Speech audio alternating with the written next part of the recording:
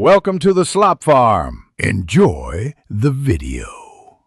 You begin by granting the necessary permissions and picking a capture method.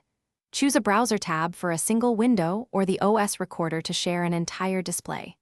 Once done, set resolution and frame rate to balance quality and bandwidth. 1080p at 30 FPS suits most demos.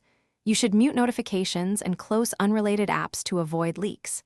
Make sure audio sources are selected: system, microphone, or both, so viewers hear you clearly before you hit record. Now you configure capture details and verify everything works. In the app, select which audio to record and whether to include system sound. This determines if you capture app audio or commentary. Next, choose the exact window or region and enable cursor highlighting to guide viewers. Once configured, record a short test clip of 10 to 15 seconds to check audio-video sync and brightness.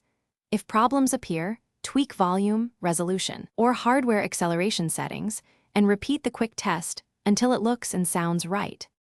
When you're ready, choose whether to export a file or go live and start the stream. Export formats like MP4 and H.264 are widely compatible. Use a sensible bitrate for your resolution so uploads finish quickly. Once saved, preview the final file or monitor stream health for dropped frames. If something goes wrong, first check codecs, disk free space, and file write permissions. These are common causes of corruption. If audio is missing, confirm the correct input is selected and that the app had permission to record your mic. Thanks for watching. Consider subscribing if we helped you today.